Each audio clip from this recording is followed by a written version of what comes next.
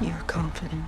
Antoine Fuqua's Michael is the cinematic equivalent of watching Michael Jackson perform Billie Jean from 10 feet away. You're dazzled, entertained, and occasionally wondering if you've just witnessed something supernatural. Michael follows Michael Jackson's rise from child prodigy in the Jackson 5 through the bad era. But then the lights come up and you realize the movie has spent more time recreating historical moments and dance moves than wrestling with the actual complexity of a subject.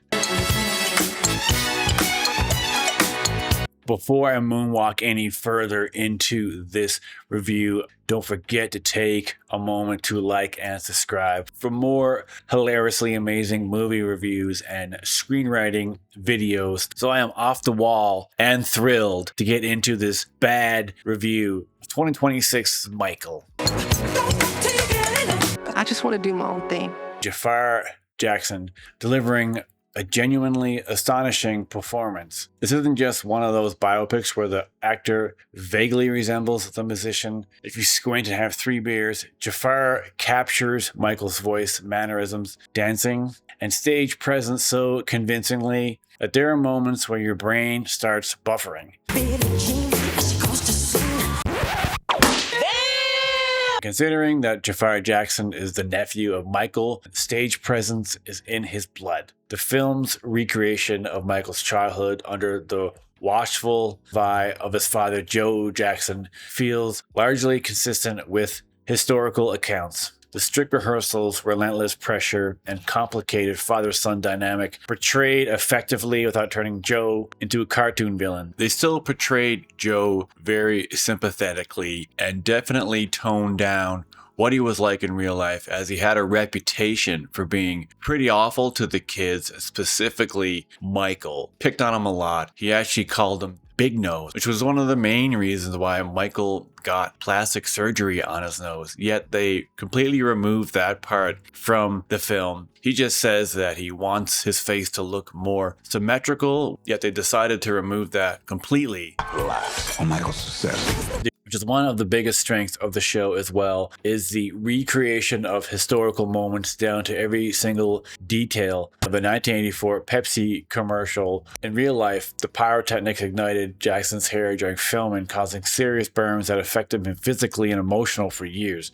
The film captures the event with genuine intensity and accuracy, plus you can actually watch the original footage on YouTube, and it is pretty accurate to what actually happened in real life. The movie does an excellent job showing Michael's perfectionism during the creation of albums like Off the Wall, Thriller, and Bad, his obsession with detail, innovative thinking, and determination to break racial barriers on MTV were all rooted in the real events. And these events were recreated painstakingly, from shooting the Thriller video in the exact same alleyway that they shot the original back in the 80s, down to the facial makeup, to all the zombie dancers behind them and how they're all dressed and positioned exactly like they were in the original movie. The painstaking recreation of iconic performances were exceptional, but they did go on a little bit too long. About 20 minutes of the movie was just performances. And yeah, they're amazing performances, and Jaafar Jackson deserves to get all the praise. A solid 20 to 25 minutes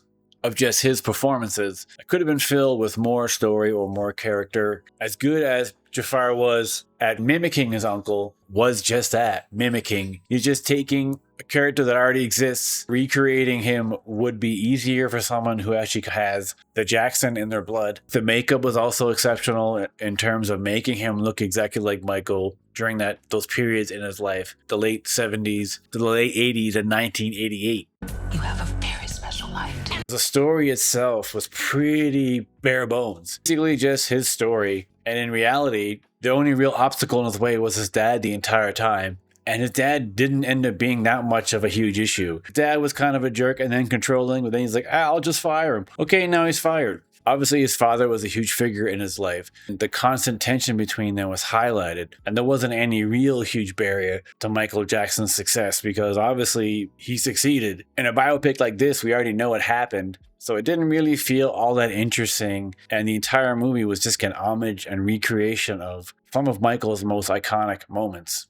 Just have all these ideas in my head. But then this film starts moonwalking away from reality in certain points. Nearly every biopic music ever made, they occasionally rearrange history just the way Michael rearranged his dance choreography. There's been some numerous smaller inaccuracies, including songs appearing before they were actually written, timeline adjustments, changes to who influenced certain career decisions, and some events being moved around to create a cleaner narrative. These are all just called creative liberties. One example frequently cited is the timeline surrounding Michael's pet chimp Bubbles, whose introduction doesn't line up with reality. And speaking of which, Bubbles was a fully CGI monkey, and I'm 100% against CGI'd animals in anything. And I get that they could do it for being able to control it 100%, but no matter how good the digital effects are, the animal never looks real no matter what they do. Even if they mocapped an actual monkey, it still wouldn't look real, especially with monkeys, which can be trained. They've been in tons of movies before. We know that monkeys can be trained. They also had a CGI llama, which if that was a real llama, it probably would spit in everyone's face.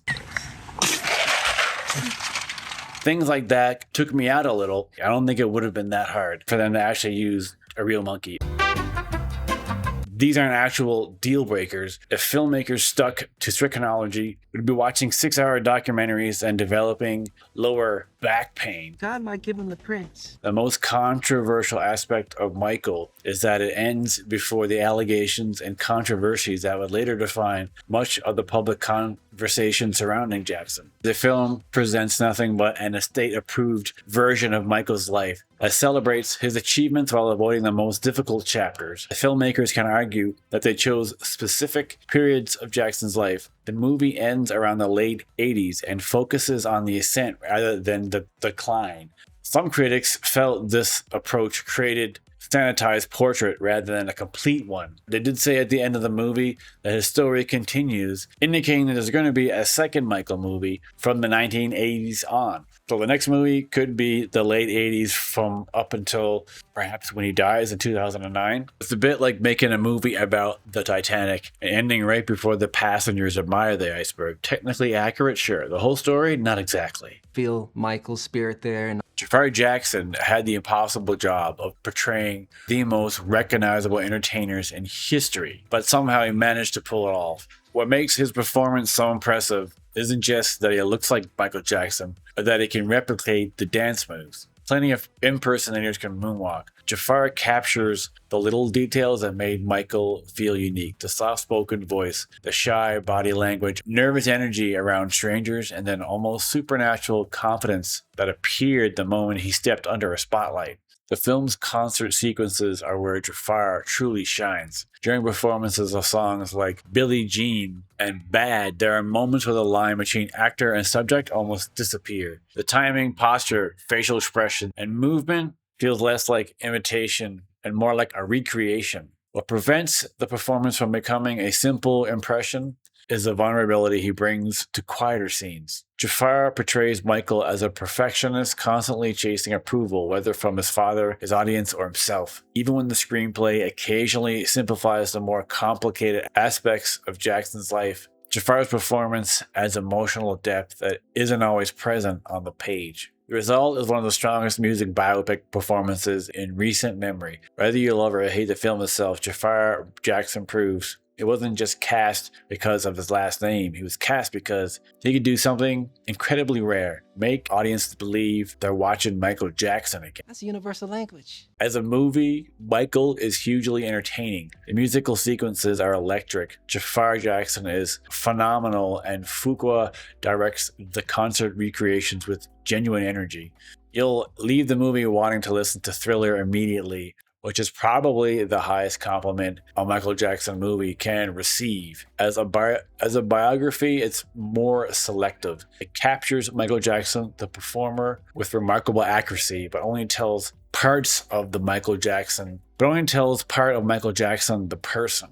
Final score, 7 out of 10. The dance moves are flawless, the music is legendary, the performance is uncanny, but the history lesson comes with several chapters missing.